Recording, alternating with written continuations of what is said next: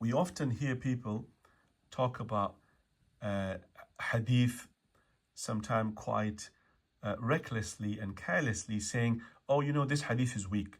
No, no, no, no. Don't give me this hadith." What do you mean? So we need to know that sometime a weak hadith can be used, and so therefore this is a subject that scholars have long written about intensively. But briefly speaking, can weak hadith be used? What is their legal value? Can they be used to derive or establish legal rulings? Can they be acted upon? Is it permissible to narrate them? So these are, of course, very strong, and significant questions to be answered.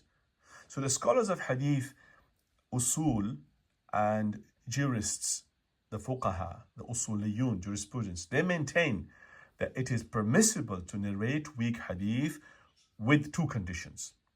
Okay, so not every weak hadith is just shunned and the door is slammed, closed, and all that. No. So long as these two conditions are fulfilled, then we can narrate a weak hadith. Number one, that the hadith should not be related to the field of belief or creed. Yeah? So if the hadith is related to aqidah, creed or belief, then we cannot narrate that, because we cannot act upon that, because aqidah is a very strong issue. We need to have sahih hadith and not da'if. Number two, the hadith should not be associated with legal rulings. So long as we do not prove halal and haram from this hadith, then it's fine to narrate them. So based on these above two conditions, the majority of scholars, remember, the majority of the scholars are of the opinion that it is permissible to narrate weak hadith that are related to virtuous deeds, fada'il a'mal, yeah?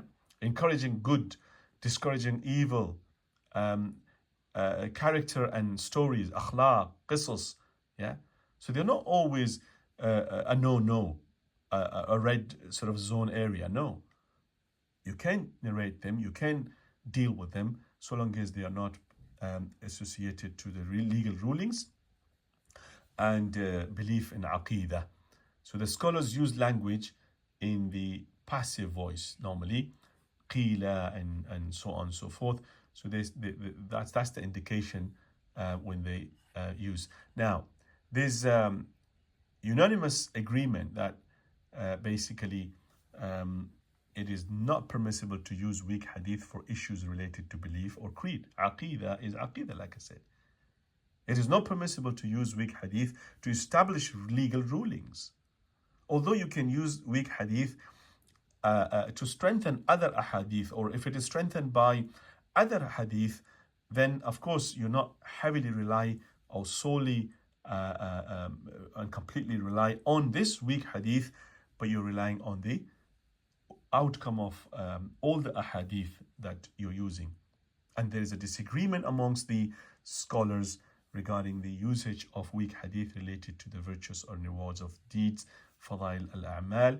There are three major opinions we have to look at very quickly when it comes to using weak hadith for fadail al-a'mal.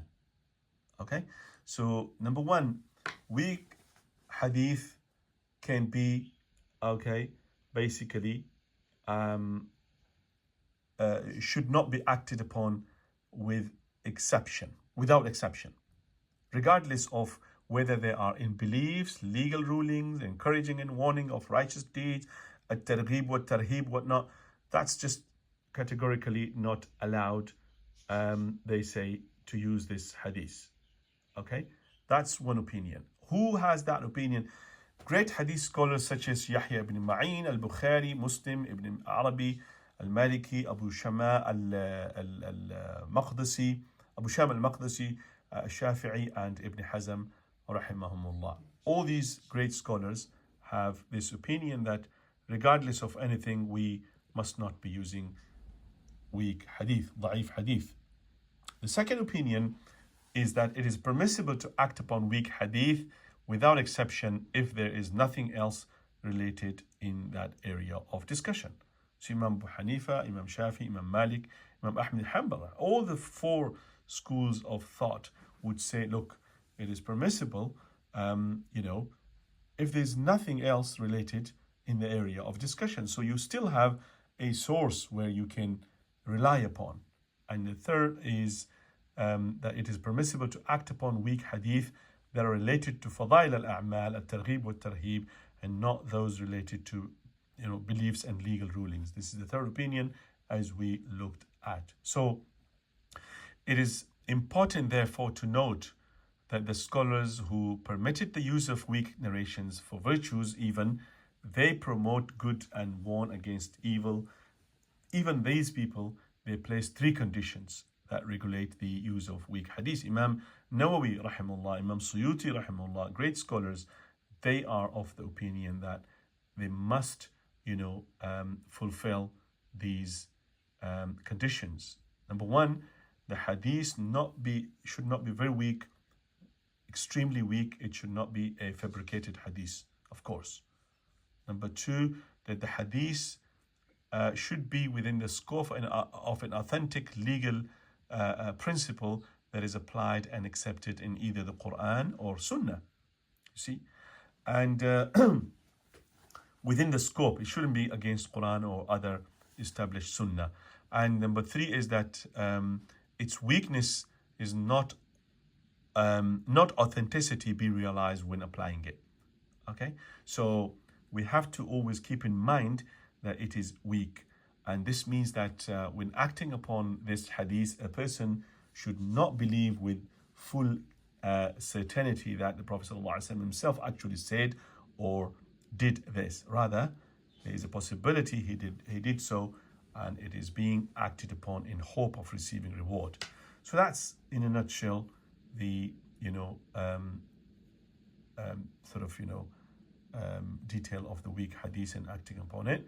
Then finally, the further reading for this regard should be noted that in Arabic we have Taysir al-Mustalah Hadith Mahmud Taha. We study that in level 2, 3 or 4, one of the levels. Kamali Muhammad Hashim, a textbook of hadith studies, recommended to everyone. We must have a copy of this. Those who can who are English readers.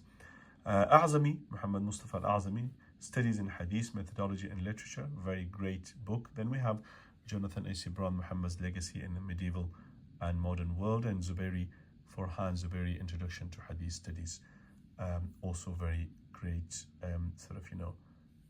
reads. Wa sallallahu ala Sayyidina